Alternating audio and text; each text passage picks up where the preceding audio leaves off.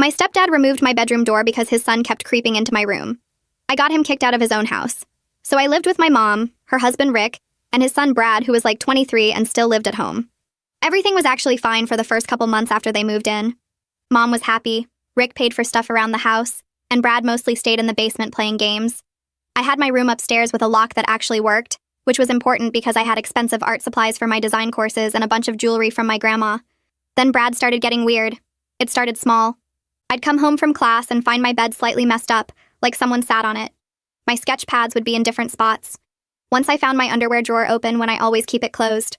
I started locking my door every single time I left, even just to use the bathroom. Brad would complain at dinner that I was being paranoid and making him feel like a criminal in his dad's house. Rick would nod along and tell me I needed to be more trusting of family. One night, I woke up to my doorknob jiggling. I could see Brad's shadow under the door. I yelled, asking what he wanted, and he said he was just checking if I needed anything. At 3 a.m. Sure. I told Mom, but she said Rick assured her Brad was probably sleepwalking. The next week, I came home from my part-time job and my door was completely gone. Just hinges on the frame.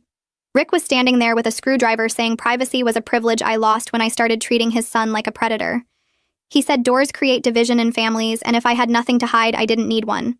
Brad was behind him smirking. Mom was at work and didn't know yet. That night, I had to change in the bathroom and sleep knowing anyone could walk in. Brad walked past my room 4 times that night, each time stopping to look in. The next day, while they were both out, I moved my valuables to my friend Jess's house. Then I went to the hardware store and bought a tension rod and the ugliest shower curtain I could find. It had cartoon unicorns and rainbows all over it. I hung it up in my doorway. When Rick saw it, he ripped it down saying I was being disrespectful. So I bought another one, this time with Disney princesses. He tore that down too.